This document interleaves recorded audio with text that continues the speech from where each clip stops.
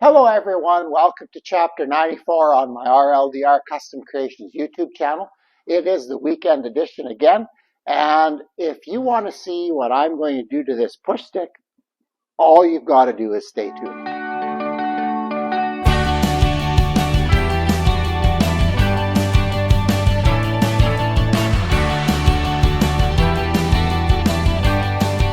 Ah yes, the Lole push stick. When I started teaching, I had just had a serious shop accident, in my view serious, and ended up with a significant modification to my right hand. Let's just put it that way for now. And so I went through my degree, got used to operating things with a little fewer digits or shorter digits, and I had some time to think about how I was going to do things once I was the head honcho in the shop and in charge of everything. And one of the things I realized from my shop experience and my accident was that I don't know if mine would have been avoided by using a push stick. I'll tell you about what happened to me in a future video, but it might have made a difference, and it would have made a difference to my overall safety in the shop when I was working. So I wanted students to realize that push sticks did not have to be bought. You didn't have to go out and buy the push stick that you needed. So I envisioned maybe one of my students working at home, cutting on the table saw, and things weren't exactly set up like they should be because the table saw was also the step to get up into the attic. And you know how it is. When tools aren't used, they sometimes fall into a wee bit of disrepair. And all of a sudden, they're making a cut. Maybe the fence isn't perfect, and they have an issue. And what could keep their hands safe was just a scrap of wood. If they were holding on to it in such a way that their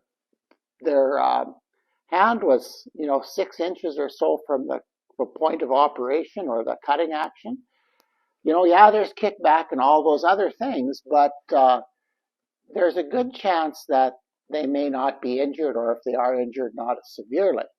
One of the things that scared me and kept me awake at night when I started teaching in the first couple of years, when I didn't really know what I was doing, and I'll admit that, as safety especially, it would keep me awake at night envisioning those small grade 8 fingers near the bandsaw blade.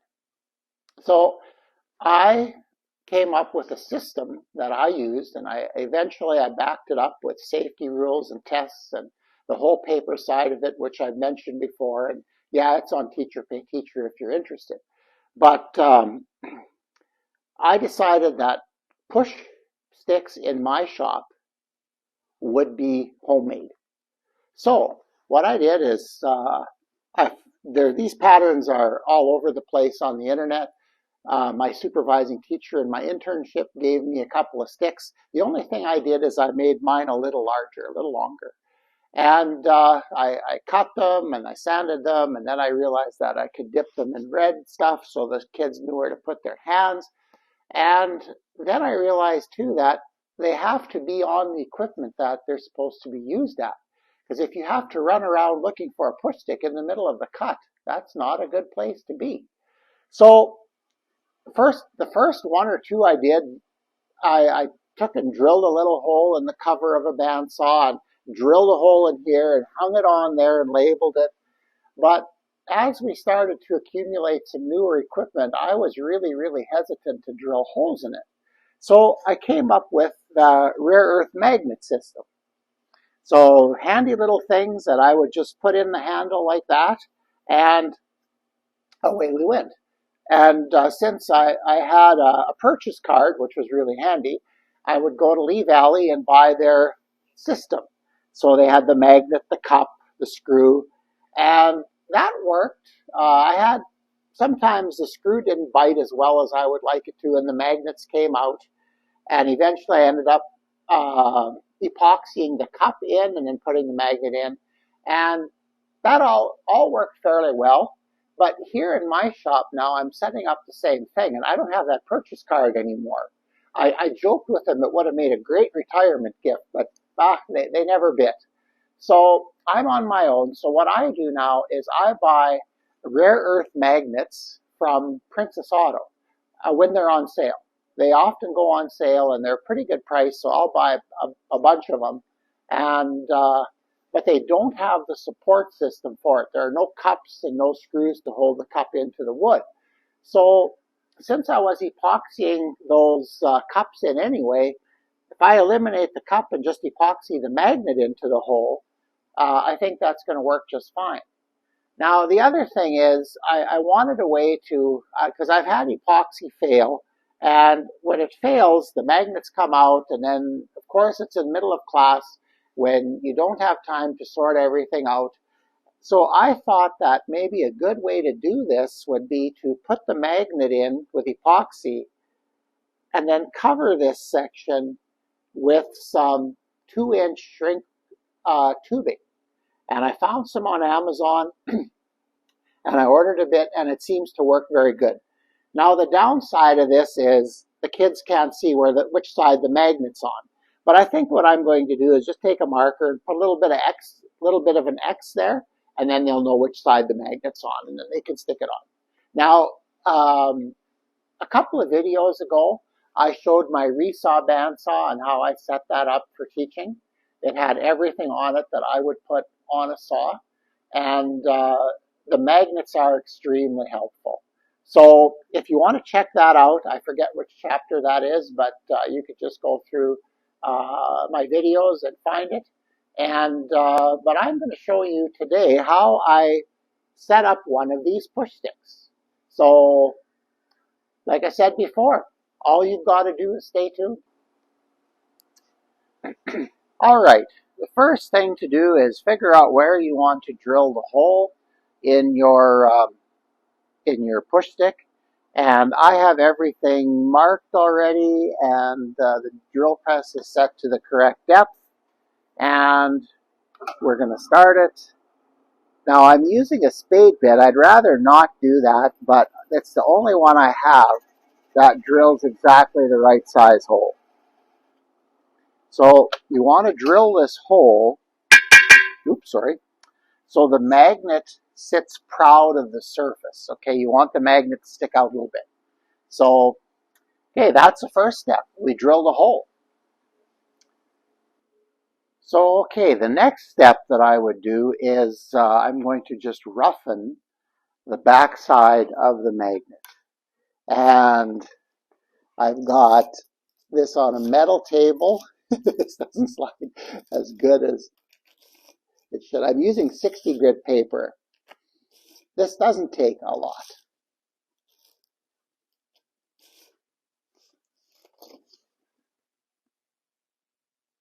That's probably good. I don't know if you can see that. I think that's going to be all right. Got a nice scratch in the back. That 60 grit paper seems to work fine. Okay, that's step number 2. Okay, the next step is mixing the epoxy and applying the epoxy to the cavity in the magnet.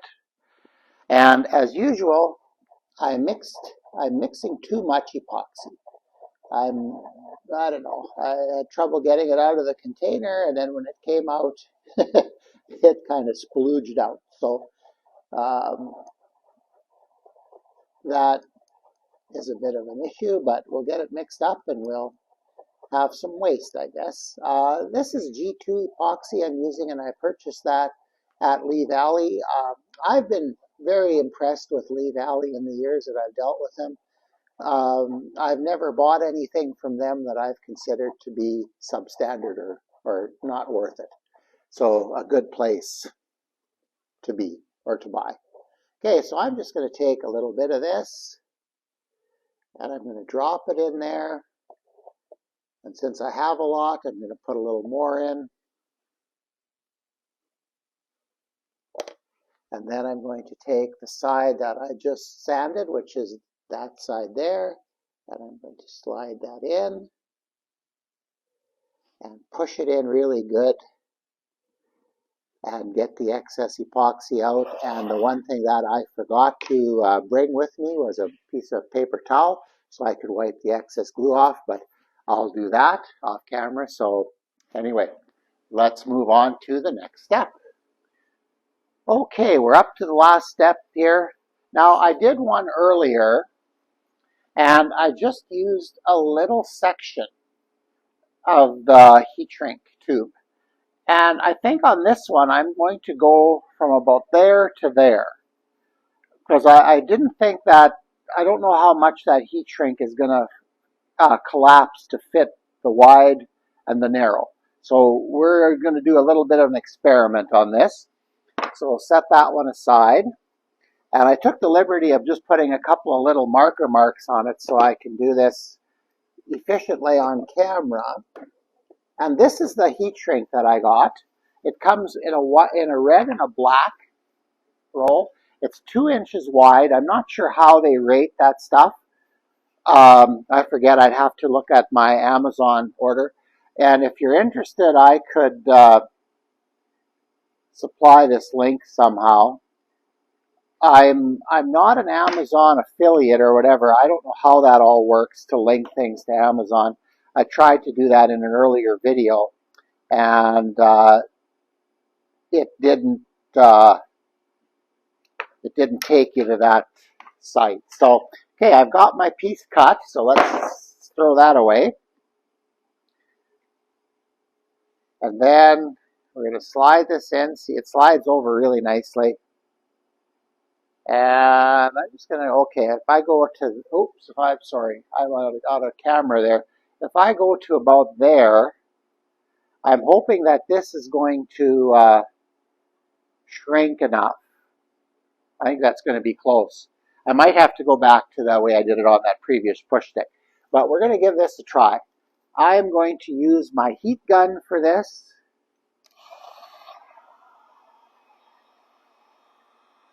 Now that heats up quickly.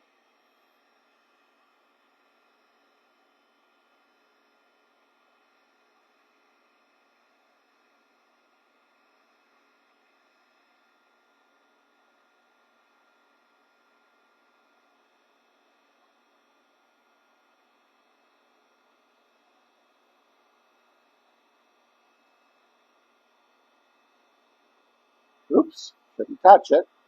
Oh, I'm out of frame again.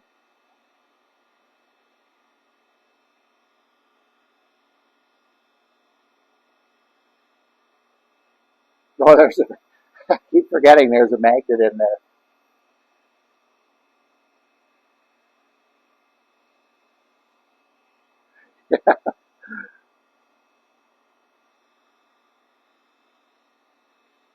Okay, let's see what that's like. It's a little warm.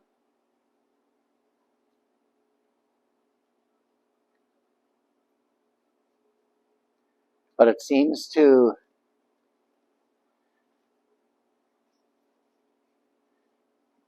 yeah, that's awesome. That works great.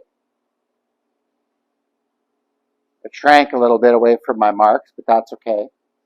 Eventually, I'd like to cover all the red, but I know this round end isn't going to be possible.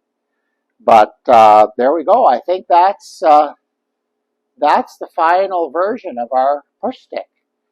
So, oh, one other thing I should do yet quickly.